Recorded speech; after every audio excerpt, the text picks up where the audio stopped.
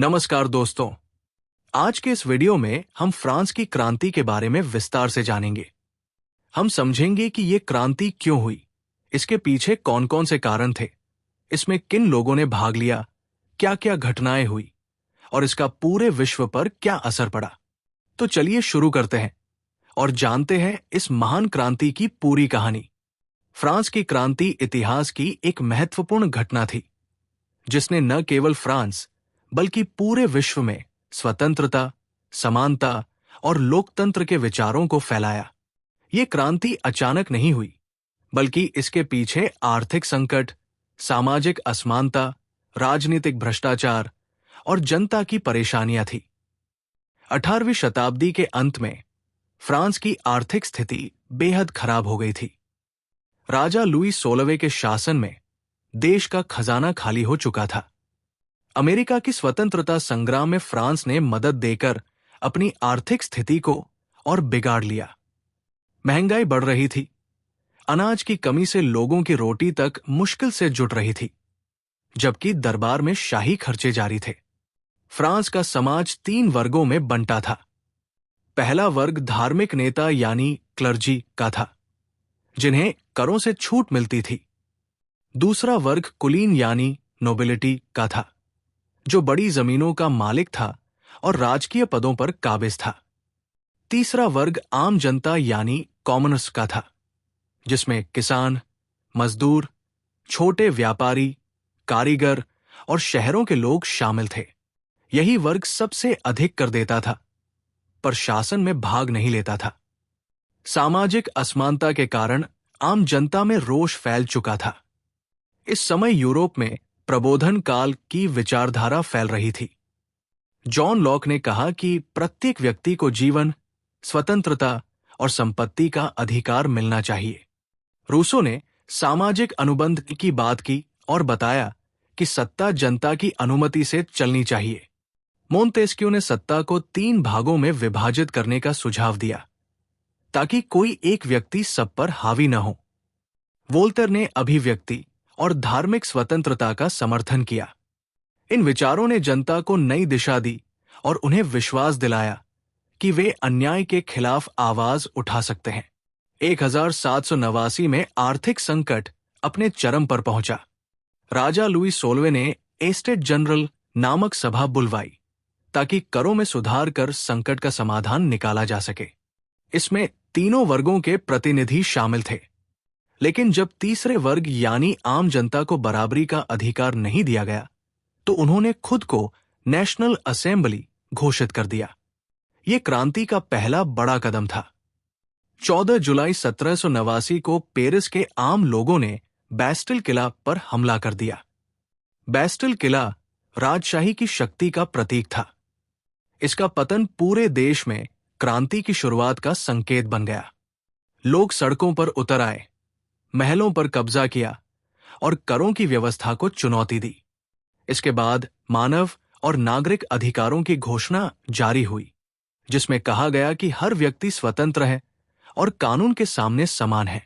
राजा Louis 16वें ने संविधान लागू करने का विरोध किया और शक्ति लौटाने के प्रयास किए, लेकिन जनता का विरोध व्यापक था। अंततः राजा और रानी दोनों गिरफ्तार कर दिए गए। उन्हें देशद्रोही घोषित कर मृत्युदंड दिया गया। राजा लुई 16वें को गिलोटिन से मार दिया गया और रानी मैरी एंटोनेट का भी यही हश्र हुआ। इससे यह संदेश गया कि अब कोई भी सत्ता कानून से ऊपर नहीं है। इस चरण में कई उग्र घटनाएं हुई। मैक्सिमिलियन रॉबेस्पियर जैसे नेताओं ने आतंक का शासन चलाया, जिसमें विरोधियों को बिना सुनवाई मौत की सजा दी जाती थी। यह दौर भय और हिंसा से भरा था, लेकिन इससे सत्ता के खिलाफ जनता की ताकत स्पष्ट हुई। महिलाओं ने भी आंदोलन में भाग लिया। रोटी की कमी और अधिकारों की मांग को लेकर उन्होंने प्रदर्शन किए। 1793 से 1799 तक फ्रांस में राजनीतिक अस्थिरता बढ़ती रही। सत्ता पाने के लिए कई गुट आपस में लड़ते रहे। इस दौरान नेपोलियन बोनापार्ट का उदय हुआ, जिसने सैन्य शक्ति के बल पर सत्ता संभाली और बाद में सम्राट बन गया। हालांकि युद्धों और अस्थिरता ने आर्थिक स्थिति खराब की, लेकिन क्रांति ने लोकतांत्रिक विचारों का बीजारोपण कर दिया।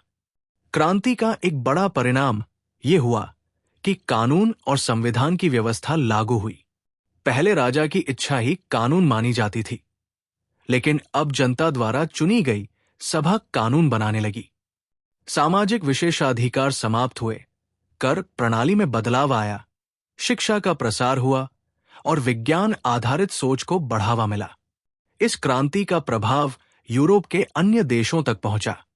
अमेरिका में स्वतंत्रता संग्राम को नई ऊर्जा मिली। एशिया और अफ्रीका में आधुनिक शिक्षा और न्याय की अवधारणाएं फैलने लगी। सत्ता अब जनता की सेवा के लिए मानी जाने लगी। हालांकि क्रांति के साथ कई समस्याएं आई। आर्थिक संकट, महंगाई और युद्धों ने देश को कमजोर किया। आतंक का शासन आम जनता के लिए भयावह दौर बना। निर्दोष लोग राजनीतिक षड्यंत्रों का शिकार बने। फिर भी इस संघर्ष ने लोकतंत्र की नींव रखी। क्रांति ने समाज में वर्गीय भेदभाव पर सवाल उठाए और श्रमिकों के अधिकारों की चर्चा शुरू की। महिलाओं की भागीदारी ने यह साबित किया कि समाज का हर वर्ग बदलाव में भूमिका निभा सकता है। शिक्षा का प्रसार हुआ और तर्कशील सोच को बढ़ावा मिला। धार्मिक कट्टरता पर नियंत्रण हुआ। ये क्रांति ये भी दिखाती है कि बदलाव के लिए धैर्य, संघर्ष और संगठन आवश्यक है। जनता ने लगातार विरोध किया, रैलियां निकाली, संविधान की मांग की और अपनी आवाज दबने नहीं दी। वर्षों तक चले संघर्ष और बलिदानों के बाद अंततः जनता की जीत हुई। आज भी आधुनिक लोकतंत्र, मानवाधिकार और समानता की बात करते समय फ्रांस की क्रांति की प्रेरणा स्पष्ट दिखाई देती है। ये हर पीढ़ी को याद दिलाती है कि अन्याय के खिलाफ खड़ा होना जरूरी है। ये सिखाती है कि अधिकारों के लिए संघर्ष करना चाहिए और समाज में समानता लाने का प्रयास करना चाहिए। फ्रांस की क्रांति का प्रभाव राजनीति के साथ साथ कला, साहित्य, संगीत और संस्कृति पर भी पड़ा। चित्रकारों ने स्वतंत्रता और समानता को चित्रों में दर्शाया। लेखकों ने समाज में व्याप्त अन्याय को उजागर करने वाली रचनाएं लिखी। विज्ञान आधारित शिक्षा को बढ़ावा मिला और समाज में सोचने की नई प्रवृत्तियां विकसित हुई।